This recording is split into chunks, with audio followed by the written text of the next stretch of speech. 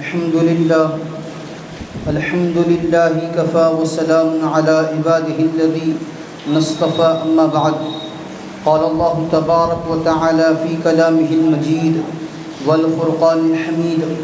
بعد أعوذ بالله من الشيطان الرجيم بسم الله الرحمن الرحيم يا أيها الذين آمنوا اتقوا الله وكونوا مع الصادقين عن ابی موسیٰ رضی اللہ تعالی عنہ قال قال رسول اللہ صلی اللہ تعالی علیہ وسلم مثل الجلیس الصالح والسوء كحامل المسك ونافخ الكير فحامل المسك إما أن تهضيك وإما أن تبتاع منه وإما أن تجد منه ريحا طيبة ونافخ الكير إما أن يحرق أن تجد منه ريحا خبيثة متفق عليه ورواه مشكات.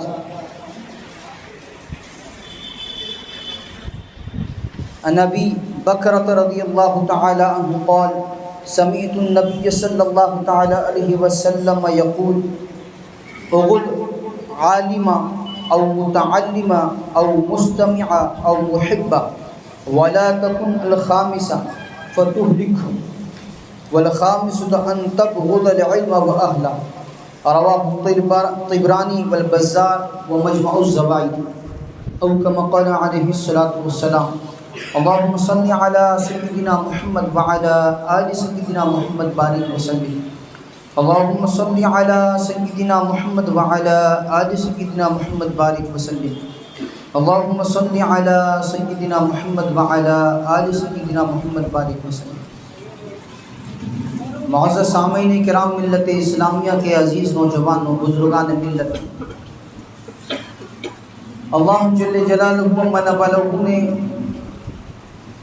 انسانی ہدایت اور رہنمائی کے لیے، اپنی معرفت و پہچان کے لیے بندے کو اللہ سے ملانے کے لیے جہاں کتاب ہدایت نازل فرمائی ہے، قرآن عظیم الشان ہمیں عطا کیا ہے، وہی اللہ جل جلالہ و منولہ نے خود رسول اللہ صلی اللہ تعالی علیہ وسلم کو مبعوث فرما کر ہماری اصلاح فرمائی ہے، ہمارا تعلق اپنے سے مضبوط کرایا ہے، اور اللہ کے نبی صلی اللہ تعالی علیہ وسلم کی جملہ حیات طیبہ کو انسانیت کے لیے آئیڈیل اور نمونہ بتایا ہے۔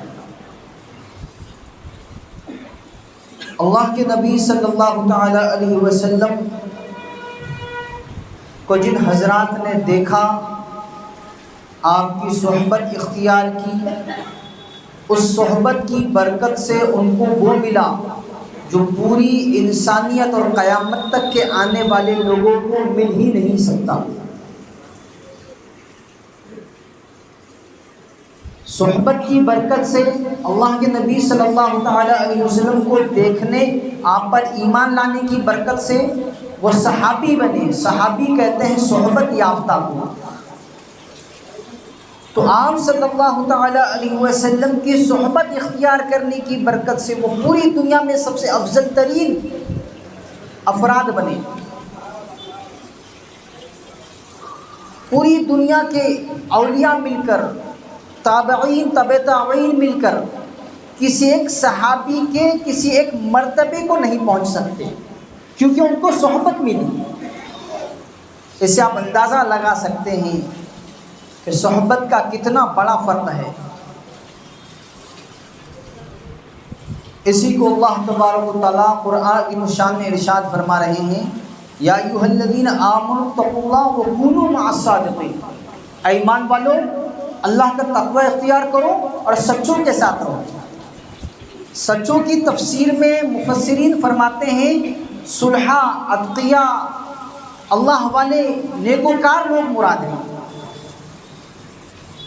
کہ جن کے قول و فعل میں، جن کی بات چیت میں، جن کے معاملات میں، جن کے رہن سہن میں، جن کے لوگوں کے ساتھ ویوہار میں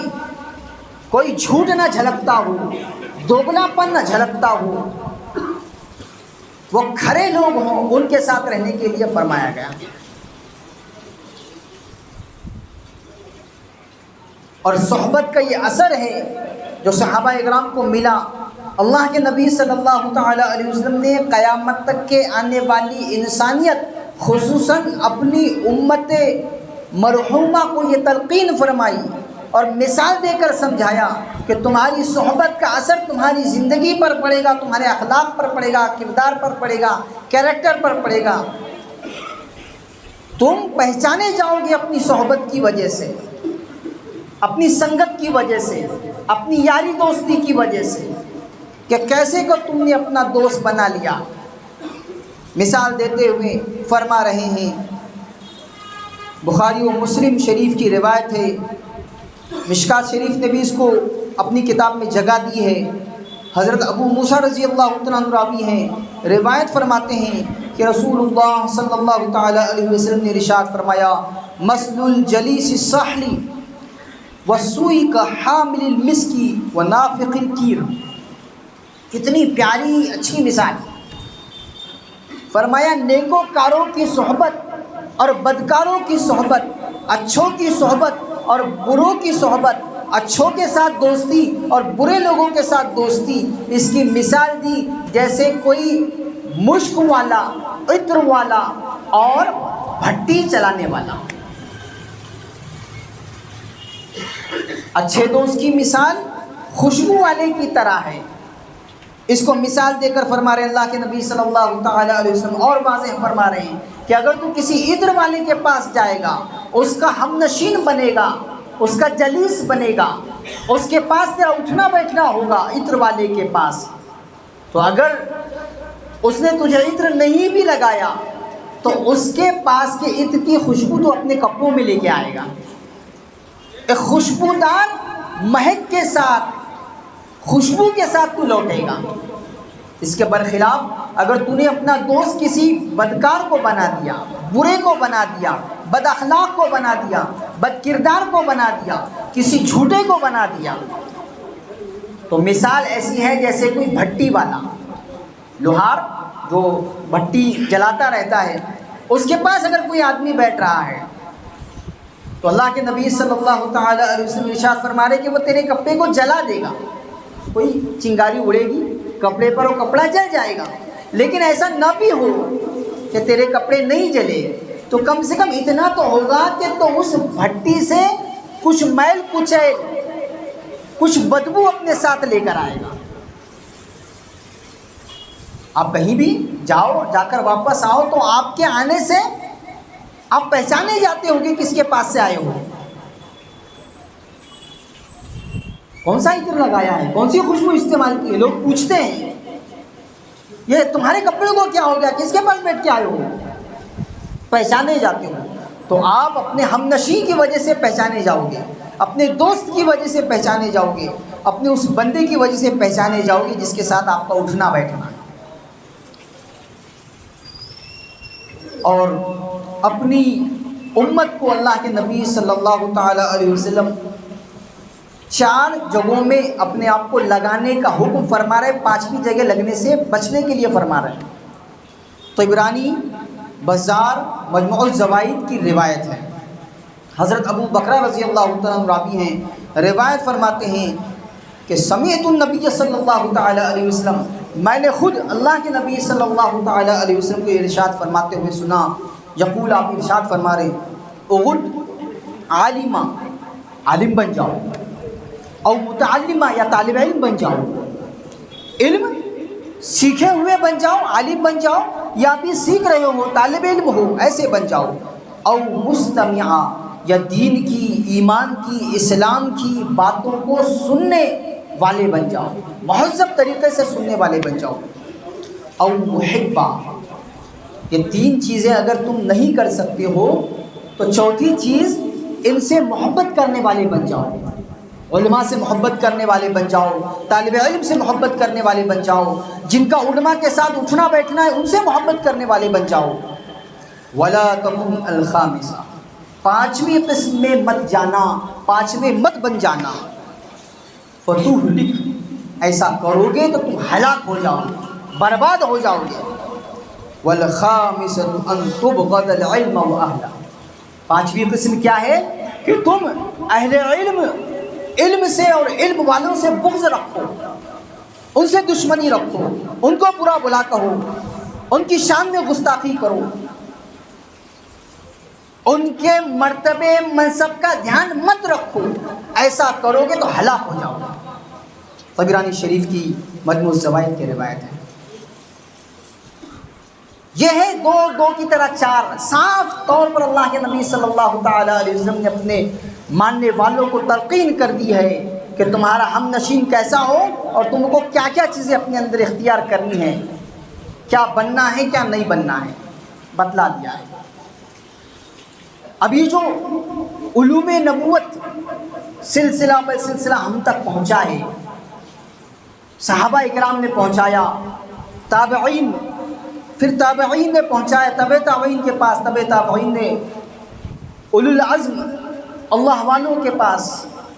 اولیاء اکرام کے پاس، ان کے پاس سے ہوتے ہواتے اہل علم حضرات کے پاس، علماء اکرام کے پاس، اور علماء اکرام اپنی زندگی کے بیشتر سال مدرسوں میں لگا کر، اپنا بچپن کھپا کر، اپنی جوانی کا ایک حصہ لگا کر اس علم نبوت کو اپنے سینے میں سموتے ہیں جو انہیں سلسلہ بالسلسلہ اللہ کے نبی صلی اللہ تعالی علیہ وسلم سے ملا ہے،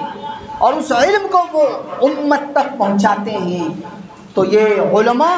اتنے ہی تعظیم کے حقدار ہیں جتنی تعظیم آپ اوپر کے لوگوں کا کرتے ہیں، کیونکہ یہ اس سلسلے کی کڑی ہے جس سلسلے سے آپ کو علم پہنچائے، آپ کو شریعت پہنچی ہے، آپ کو دین پہنچائے، آپ کو ایمان اسلام معلوم ہوا ہے، آپ کو اللہ کی پہچان ہوئی ہے، جس سلسلے سے ہوئی ہے اس سلسلے کی کڑی ہے علماء کرام۔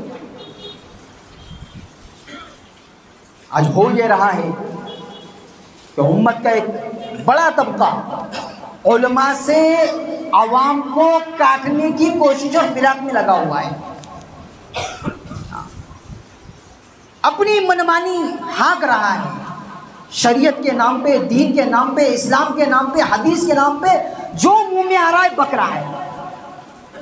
فرق نہیں کر پا رہا۔ تو ہمیں تمیز کرنا ہے، عوام الناس کے سامنے یہ بات رکھنے کی وجہ یہ کہ جب بھی کوئی بات آپ کے سامنے حدیث کے لائن سے آئے، کوئی کہے کہ یہ حدیث ہے، آپ اس کی تحقیق کرو، علماء کے پاس جا کر تحقیق کرو، معتبر علماء سے رجوع کرو، اپنی سنگت، اپنی یاری، اپنی دوستی علماء سے بناؤ، اپنا دین علماء سے سیکھو،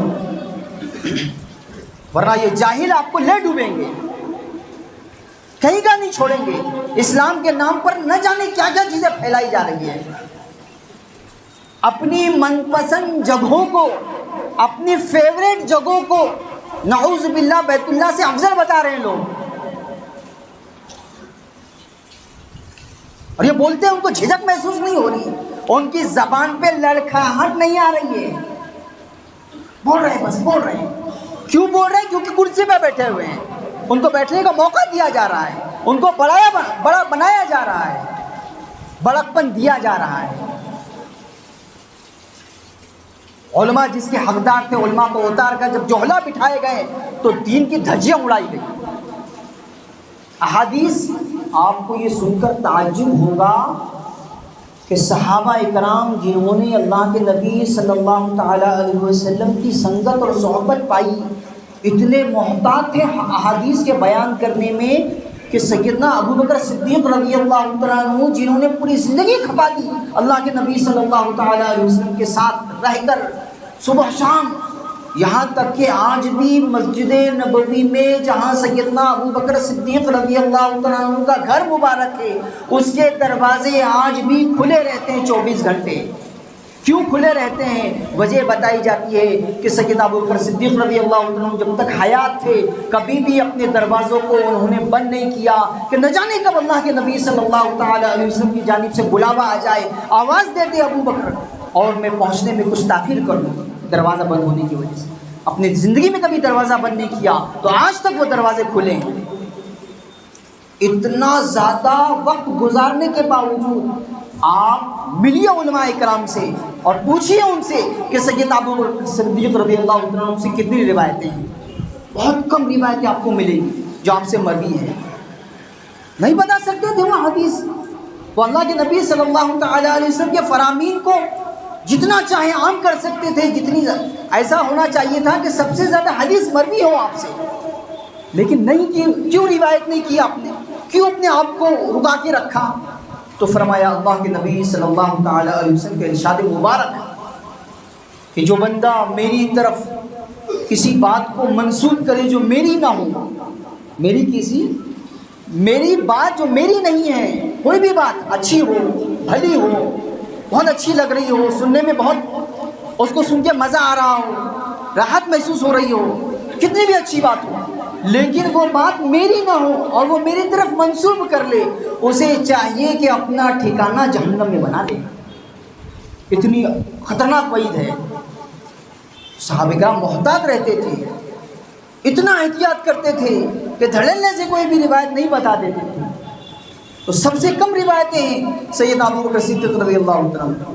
اور تمام خلفائے راشدین کی, چاروں جو خلفاء ہیں ان کی روایتیں کم ہیں, کیونکہ ان میں احتیاط بہت زیادہ, وہ بہت محتاط رہتے تھے. اور آج یہ ہو رہا ہے کہ دھڑلنے سے کچھ تحقیق نہیں, کوئی کسی چیز کا پتہ نہیں,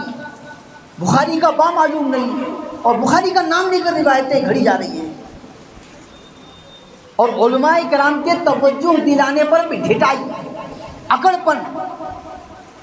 کوئی بتانے کو تیار نہیں, دکھانے کو تیار نہیں, پھیلایا جا رہا ہے. تو عوام کو چاہیے کہ محتاط رہیں ایسے لوگوں سے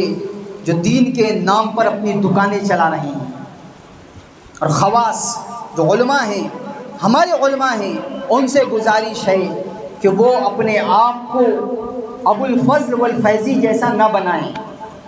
ہو نہیں ابو الفضل والفیضی, یہ دو ایسے عالم ہیں کہ جنہوں نے بغیر نقطے کے قرآن شریف لکھا ہے. قرآن شریف کی تفسیر لکھی ہے, پوری تفسیر لکھ لی, ایک بھی نقطہ نہیں ہے. سوچیے اب کتنی محنت کی ہوگی اور کیسا ان کا ٹیلنٹ ہوگا, کیسے وہ کمال علم والے ہوں گے. لیکن 9 رتن میں سے شامل تھے, اکبر کے جو 9 رتن ہیں ان میں ان کا